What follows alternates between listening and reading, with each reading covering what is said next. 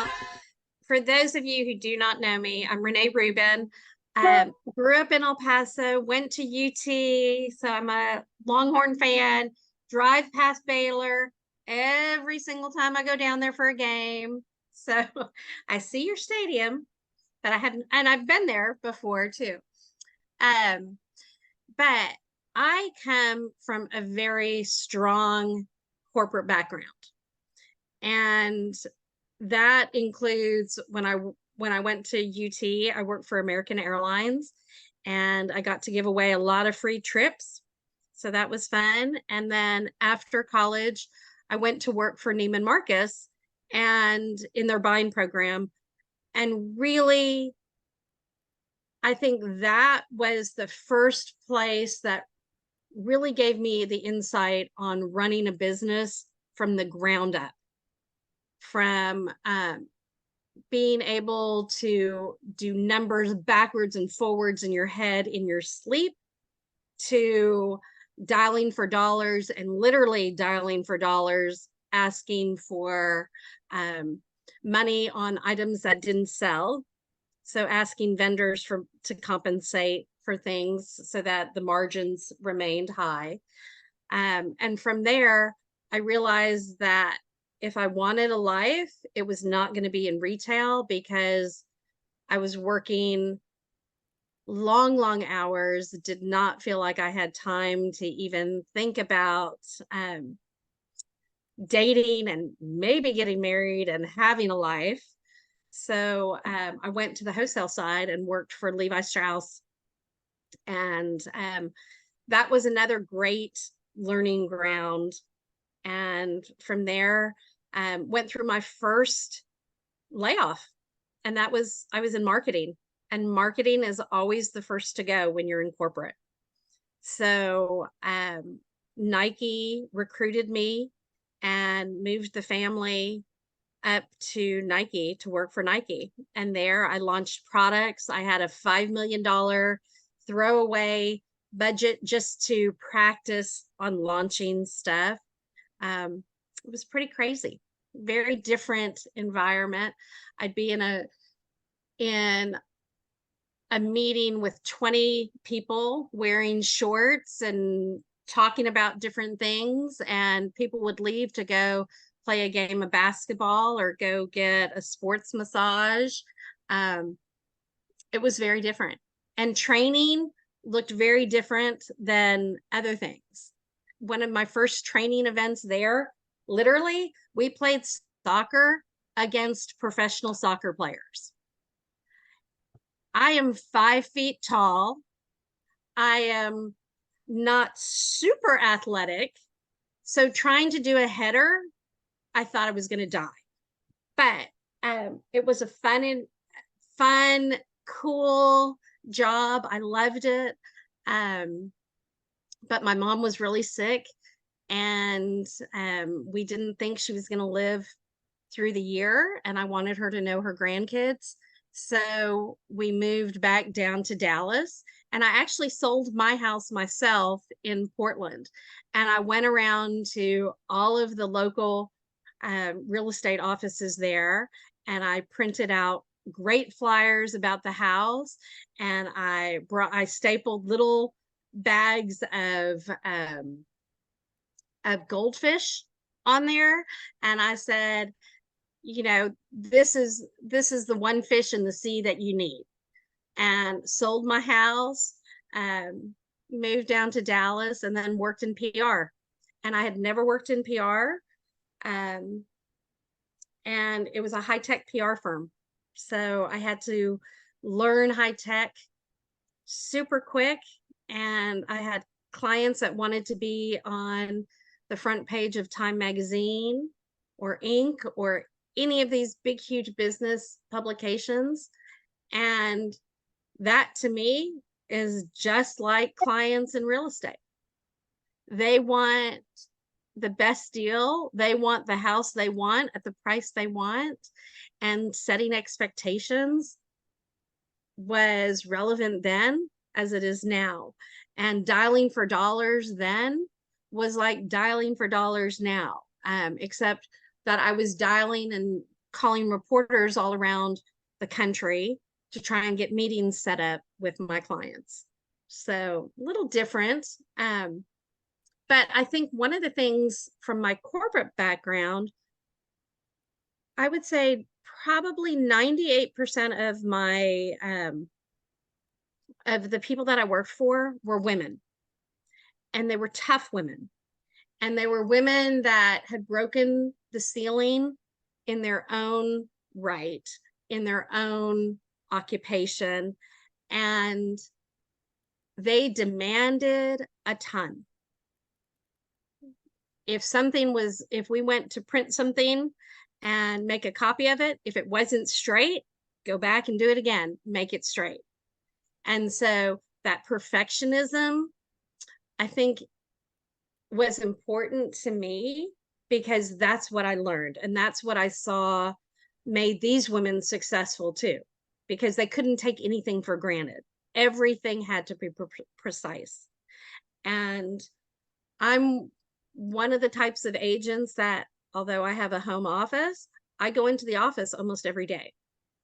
And I think that's that corporate structure. Agreed. And even during COVID, when I was with Ebby, we were not allowed to come into the office every day. We had certain days of the week that you could come in, and it was alphabetized. I went in every single day. I didn't care about those rules.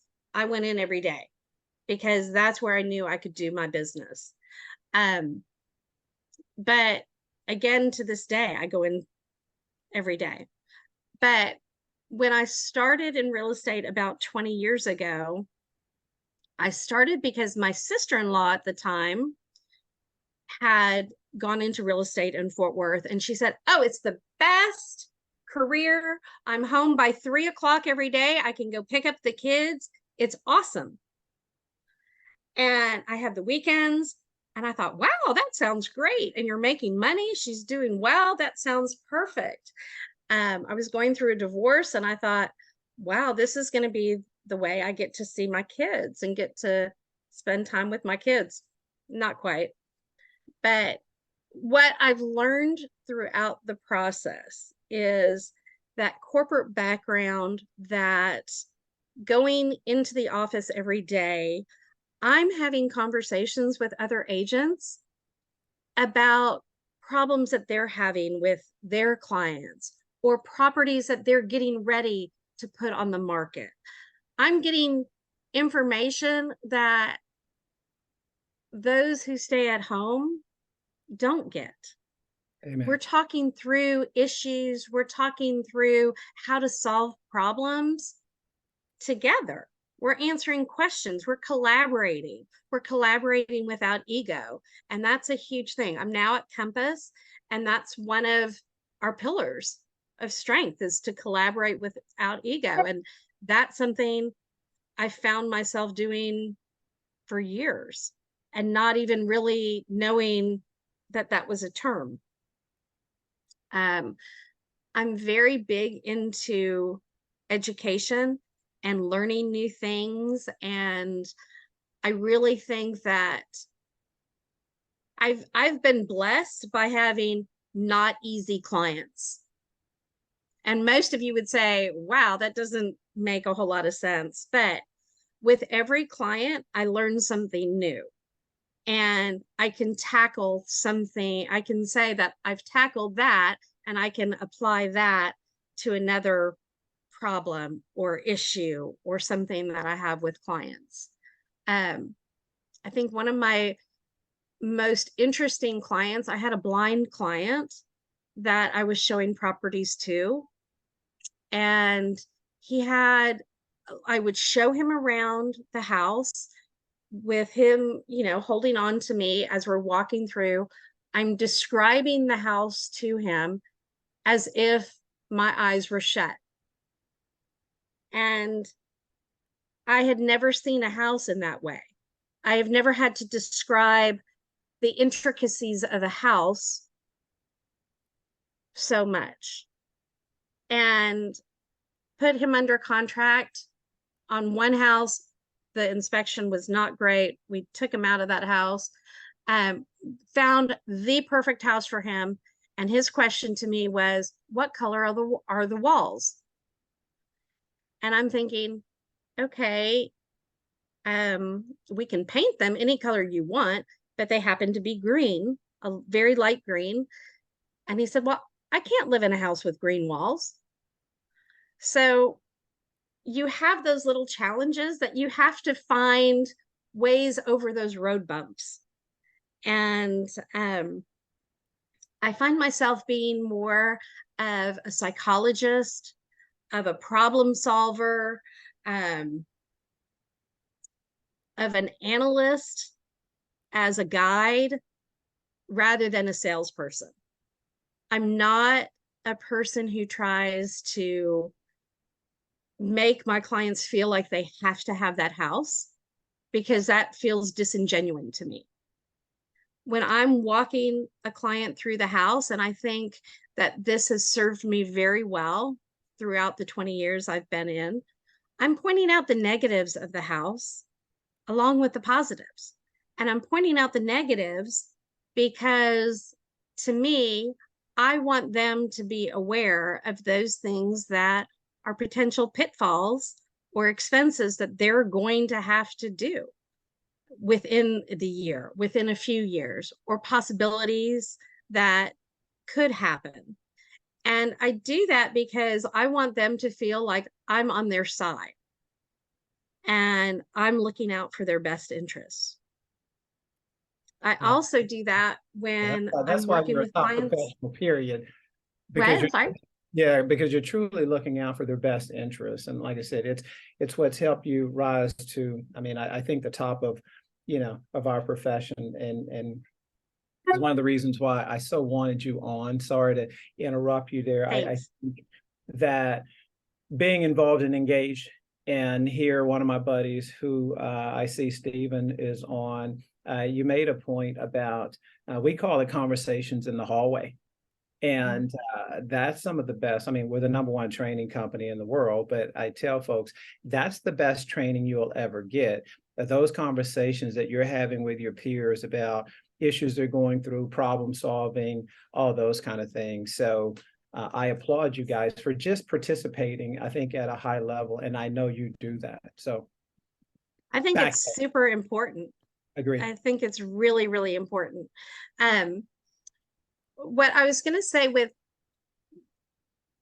the way I look at real estate, it, like I've said, I don't think it is a sales business. I know I could make a lot more money each year if I looked at it in that sense, but I'm more for the relationships.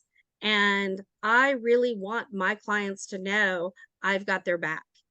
And if it's the first time buyer who has never even stepped foot in a house, by the time we're done and by the time we've closed on their house, they are the smartest first time buyers. And I always remind them that when they go to their friends' houses who are so proud of their houses, that the one thing they cannot do is go in there and pick the house apart, because they know how to do that now. And they know to see all the cracks and what those cracks are probably from. And they know how to judge a house a little differently. So I think that's super important. And the other thing that I think is important from that personal level is getting to know your clients and getting to really know what their wants and needs are, because sometimes they will say things when you're walking in a house that they like about the house or dislike, that when you ask them in your buyer's consultation are things that they never discussed. But now you're starting to pick up on, wow, you actually really need an extra bedroom because you need to do this, or you actually need, from what I'm hearing you say, you need this to make your life run better. So that comes from that, just that knowing of discussing things with them and not being a hard sell person. So to me, the relationships I form are great. I have a lot of young clients a lot of clients that have 2 and 3-year-olds. And when we're looking at houses, I'm letting the parents look and I'm helping that little kid find exciting things about the house and do a little treasure hunt. And like this weekend, I have an event for all my families that have kids of a certain age. We're going to a park and we're playing at the park. I've got t-shirts made for them that will tie dye, and it's just to build those connections. And I'm also, I send all the kids for their birthdays, I send them little birthday cards with ice cream gift cards in them. And I've always felt like when people relate to my kids or say nice things to my kids or hold my kids higher or respect them, that brings joy to my heart. So if I'm thinking about other people's kids, I think that those parents are going to be in it from a relationship standpoint with me too. So a little One, something that goes a long way. well, again, relationships over transactions. So I think most that are here and those who couldn't join us today all feel the same way. I think it's the reason for your success. And I applaud you. Continue to serve and lead as high as you are, and be an eagle, Yeah. because so many of us here, we're all eagles, and I think by flying together, right, we soar even higher. So I applaud you there. One thing I just want to go back to very briefly: the strong women in Mm-hmm. your life, right? I think so many of my friends here, on my screen, I see Christy, who she doesn't know how much I adore her, right? And my bestie is on, Kelly, and I see Natalie. These are strong women that that serve at a high level. How is that? I mean, I don't even know how to pose this as a question, but is that part of the motivation that you want to aspire to continue to be one of those leaders, because you've had that influence in your life? Where does that come from? Because I do see you. I see you as a strong woman, but I see you serving so high in your community. And again, not just the Jewish community, because not all your Right. clients are Jewish, I'm sure, right? But Correct. it feels like that's influenced you for sure. Um, my mom was a very strong woman. She worked, my dad was a podiatrist. My mom worked at his office every day, but was always there for us kids. She did stuff for our synagogue and on a statewide basis for her synagogue, or for, you know, the Jewish movement, if you will. And so I took a lot from that. But I think working for strong women, I have, my work ethic is huge. I don't wake up at 5:30 in the morning and get things done. That is not me. But I will be up till 3 o'clock doing those things when other people are asleep before the news. And I will get my stuff done. I will be at the office till 11, 12 o'clock at night getting stuff done. But volunteering and doing good for the community fills my heart with something different than work does. And I have always ended up with so much more than what I've given by doing that, whether it's getting new clients, whether it's getting new opportunities to do things. And I've, the biggest part of that is that I see that I've set an example for my boys.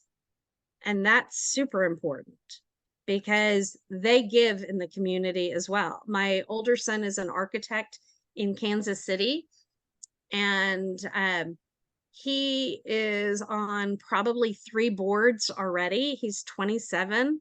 He is in charge of a group called ACE, which is something he did in high school, which is architects, construction and engineering, and they go to high schools all throughout Kansas City, just like they did in the Dallas and Plano area.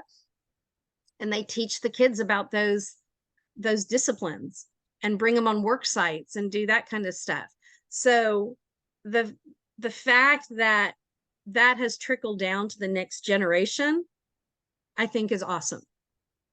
And I think we're on this planet to do something good, not just make money. But if you make money, do something good with that money.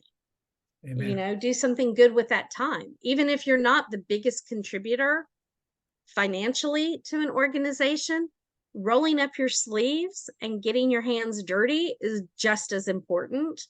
And it's a good outlet for the stress that we have as realtors.